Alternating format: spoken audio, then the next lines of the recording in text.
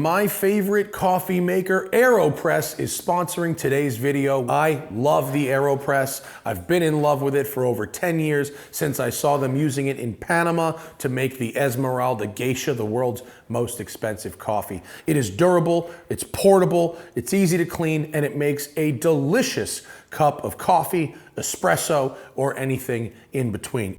Hey folks, welcome to the Canyons. It's the Mustang Dark Horse. I've already driven this car for the Road and Track Performance Car of the Year test. Zach's first go today.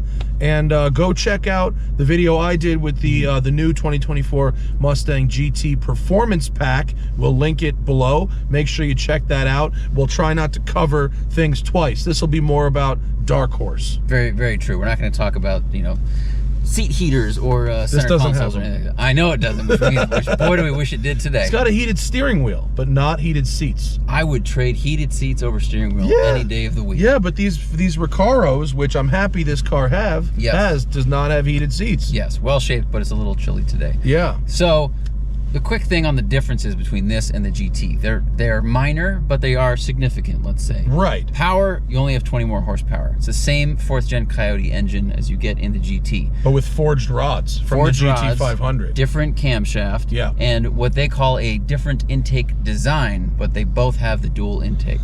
Yeah, it's marginal. It's marginally different. The one thing I notice about the dual intake is anyone who wants to put an intake on a Mustang GT now has to buy 2 intakes. Yes. So there's that. What I also noticed though is the intakes are humongous, and I saw how far set back the engine is. Granted, same chassis as the GT, but my whole arm reaches from the bumper to the actual engine block. Yeah. It's way back there. Yeah. This is a big car. It looks big, it feels big, it drives big. You don't notice it as much on the track. You definitely notice it on the street, especially if it's a narrow canyon road. But this car pretty much picks up where the Mach 1 left off. 100%. It's that. And we liked the Mach 1. Very much. And the Mach 1 we had MagRide. It was priced almost exactly the same as this. Adjusted for inflation. Adjusted for inflation, and we're talking base MSRP. Yeah. But this has MagRide, that one had MagRide. This has a little bit more horsepower than the Mach 1, but also has the exact same transmission. It's the same Tremec. Thank God. It's the good one. It's not the MT82 I will say, GT gets. The 2024 GT I drove, I liked the MT82 better than I had in the past. They had made some changes to the shifter. It feels all right. Well, that's what a class action lawsuit will do for you. All right, let's go. It's called impetus. Drift handbrake comes standard on this car. Is an option on the GT. Have you tried? Did you get to try it? I tried it in the GT, but I either didn't have the settings right or it didn't work. But it does. It just whatever I did was not right. Gotcha. All right.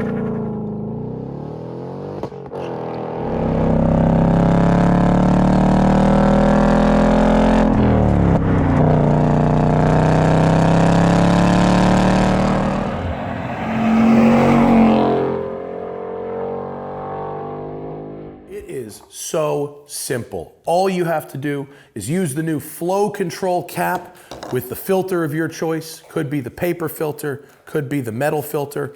Put them together, connect it to the body, rest it on your cup, boil some water, put some grounds in there, pour the water over it, give it a stir, and then use the plunger to pressurize the AeroPress and plunge it through into your coffee. You then have the perfectly brewed cup, and the AeroPress is easy to clean. Just remove the cap, pop it all into the trash, and rinse everything in water, and you are good to go for the next cup. Now, for a limited time, AeroPress is offering a special deal. Get the AeroPress Clear and the Flow Control Pressurized Filter Cap for $59.95.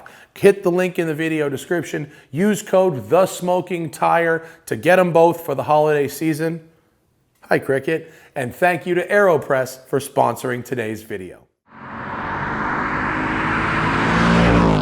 This car's heavy, right? 3,900 and change. Very heavy. It's big, it's heavy. And when you want to make a car this big, heavy, front engine handle, you know, what you have to do is big, meaty front tires and a bunch of negative camber. Right, so this has the optional handling pack, so it has even stiffer springs than the regular Dark Horse, and it has Trofeo R's, which are real sticky, but this morning when we got here, it was real chilly, so they were a little on the slick side for a while.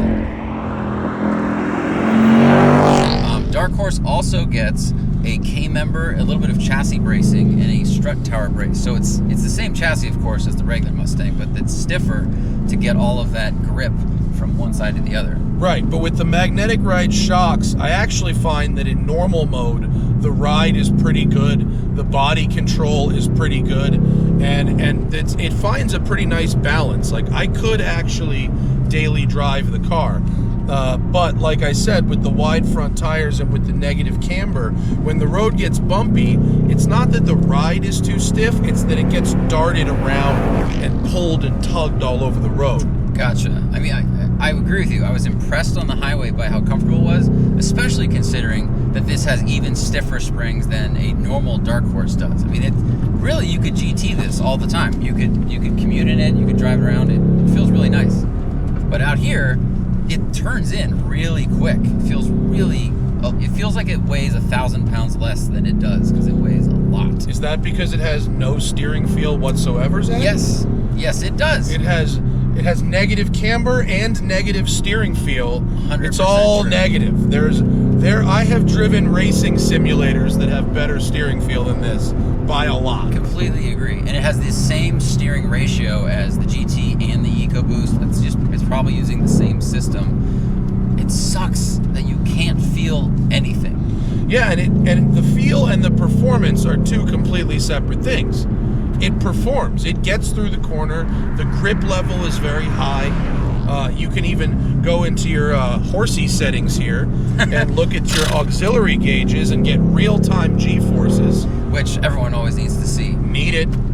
You got all kinds of customizable gauges, from cylinder head and diff pressure, oil temp, all different temps, engine trans temp. I mean, although you've got these big screens here, which I know not everybody loves, at least they're very keep going a little bit. At least they're configurable, right? At least True. they take advantage of the medium. Yeah, I agree. They're very clear. They're easy to read. It looks like the same screen supplier as the M2 has and all the other cars that are getting this big rectangle, but it's very, very legible. I hate when they do the screens. Okay, fine, they're doing the screens, but then when you can't change the screens. Right. Like, at least point of having something that is literally designed to show different pictures that can't show different pictures. Right. So, like, I happen to really like the Fox body gauges in this, and not even because of nostalgia. It's just because they're clear and legible and look like gauges. At night, they turn that 80s yellow that I really like. And I love that I can have my own set of gauges on the center screen, just showing whatever I want, whatever I need. I like that. Credit to the Recaros and the chassis. You can feel more through the seat than you can through the steering wheel. Right. Like, I could tell that it was just sliding just like a tiny, tiny bit because it's cold out here. But man, the front, it just doesn't, even when the tire's loaded up, you get zero information. Right. Your turn. Show me how it's done. You are the experienced Jedi in this vehicle. All right. You do have good clutch feel, I'll say that. Now, what mode am I in? I don't care about what clutch mode feel. have you been? I want steering feel. I do too, but what mode were you just in? Were you in track? Normal. Oh, you were in normal. Okay, I'm going to go to sport, and then we'll do some track. Yep, no traction. No traction there. No lift shift is included.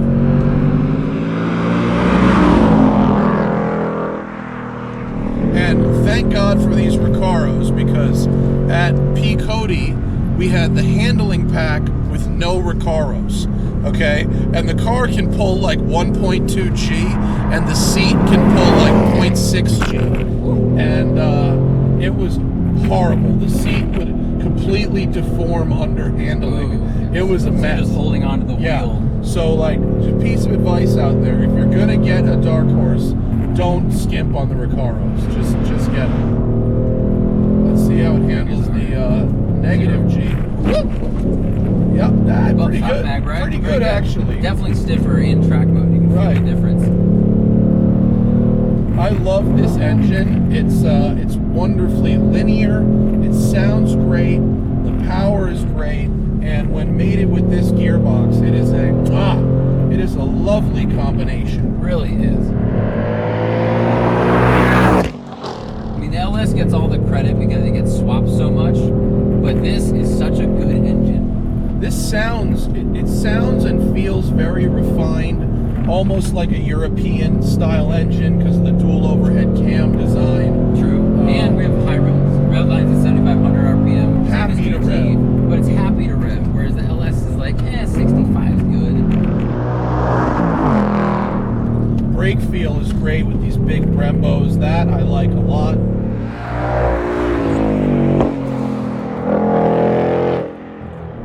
Sport mode is good. Let's go to track.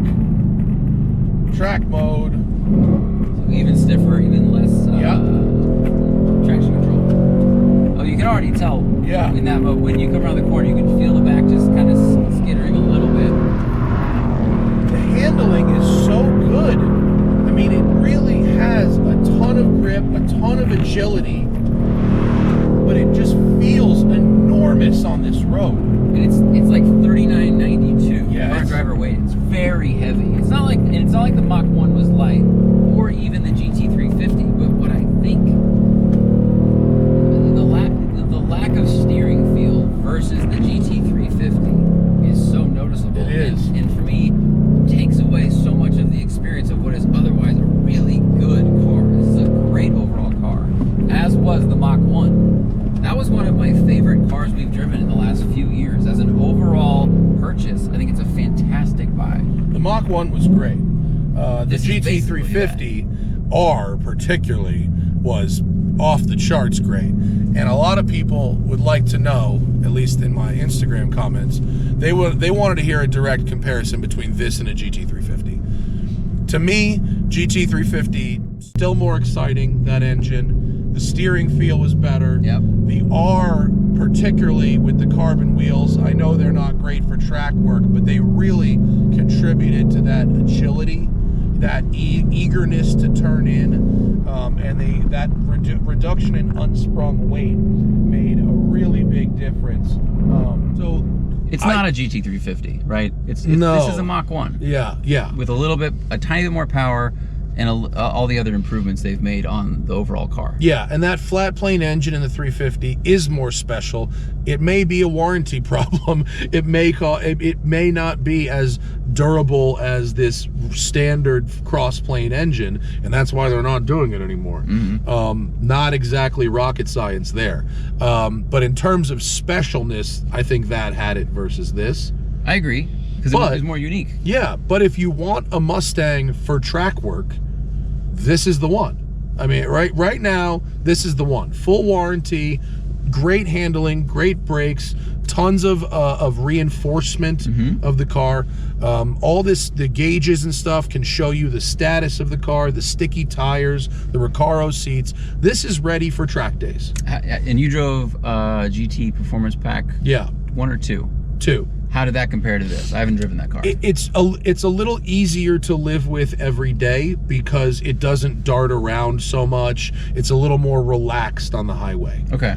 But this isn't bad enough that would keep me out of it. If I had the money and I wanted the higher level of performance for weekend canyons and stuff like that, I would get the Dark Horse. Because this also has a different diff. It's got a Torsen, and it has a trans-cooler, not to mention the better transmission. So yeah, if I could afford this, I'd get this over the PP2. But if I just wanted a nice fun daily, the PP2 is nice. It is nice. The only thing about this car for me really is the size. It's a big car. And so for the same money, M2, even though I don't like how it looks, is just as fast, also available in stick, and a smaller car. Yeah. And also you're knocking on the door of used Caymans and Boxsters at that point, which, you know where I stand on that. But if you're into Mustangs, this is a great Mustang. Good one. It's a great Mustang. Thank you to you guys for watching. Make sure to check out how this thing performs in Road and Track Performance Car of the Year, which that issue is coming out in January 2024. And we'll see you later. And remember, always fight your tickets. Use code TST10 on the Off the Record app available in the Android and iOS store, or go to offtherecord.com/TST.